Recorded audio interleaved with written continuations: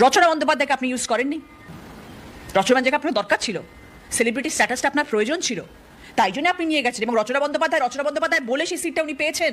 শুধু তৃণমূলের লোগো নিয়ে একটা রামশ্যাম চৌধুরীকে দাঁড় করে দিলে আপনি সিটটা পেতেন না।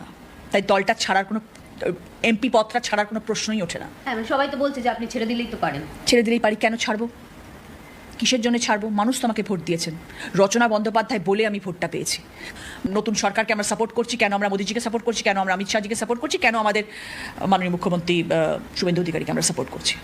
জানতাম যে দলের মধ্যে এত দুর্নীতি, কয়লা চোর, মাটি চোর, ত্রাণ চোর, বালি চোর, মিড ডে মিলের চোর, কি না কি বেরোচ্ছে কলেজের ভিতরে। আচ্ছা, মমতা ব্যানার্জি আপনাকে এমপি করেছে না, আপনি মমতা ব্যানার্জিকে এমপিটা করেছিলেন? সোনার মধ্যে কুকুরের মধ্যে ফারাক থাকে না, এটা তো জানেন। রাস্তায় কুকুর দেখলে মানুষের ছেই ছেই করে তাড়ি দেয়, আর সোনা দেখলে সবাই মিলে যায় সেটা নেওয়ার জন্য।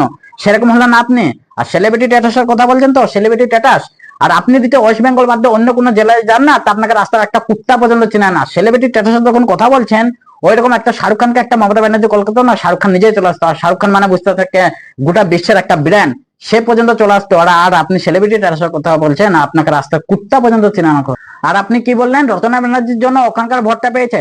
মমতা ব্যানার্জি তো ওখানে রাস্তার একটা কুত্তা পর্যন্ত জন্য কুত্তা পর্যন্ত দিতে যেত। মমতা ব্যানার্জি তো ওখানে একটা ফকিরও দাঁড়িয়ে জন্য সব ফকিরটা পর্যন্ত ওখানে দিতে যেত, বুঝতে পারলেন? আর তৃণমূলের লঘুর কথা বলছেন তো, তৃণমূলের ওখানে একটা লঘু না, ওটা প্রত্যেকটা ওয়েস্ট বেঙ্গলের মানুষের ওটা একটা নিঃশ্বাস, বুঝতে পারলেন? আর আপনি যখন বলছেন আপনার জন্য ছিটটা জিতেছে, তাহলে আপনি ওখানে যে একটা কাউন্সিলর ছিটে আপনি জিতে দেখান, তখন আমরা মানবো। একটা কাউন্সিলর ছিটও আপনি একটা জিততে পারবেন না, বুঝতে পারলেন? মমতা ব্যানার্জি ছিল বলে আজকে এমপিটা আপনি হয়ে বসে আছেন। এখন মমতা ব্যানার্জি যেমন হেরে গেছে, কয়লা চোর, বালি চোর, মাটি চোর, এত দুর্নীতি, এখন এই কথাগুলো আপনার মনে পড়ছে? এতদিন আপনার মনে পড়েনি? কয়লা চোর, বালি চোর, মাটি চোর, এতগুলো যত রকম পয়সা, সব পয়সাগুলো আপনি এখন কাছে গুছিয়ে নিলেন। আর যেমনি মমতা ব্যানার্জি হেরে গেল, তেমনি শুভেন্দুর পার হতেও চাচ্ছেন। ঢেক ঢেক অভিনয় দেখেছে, আপনার মতো অভিনয় কেউ দেখিনি। হলিউড, টলিউড, বলিউড সবাই আপনার কাছে ফেল। সত্যি বলছি, আমি পর্যন্ত ফেলে গেছি। আপনি যে এত ভালো অভিনয় করতে পারেন সেটা কিন্তু আমাদের জানা ছিল না। ওয়েস্ট বেঙ্গলের লোক তো আপনাকে দেখিয়ে নিল। আর এরকম নাটক আর আশা করি আপনারা দেখতে পাবো না। তা আশা করি এবার ভালো থাকবেন।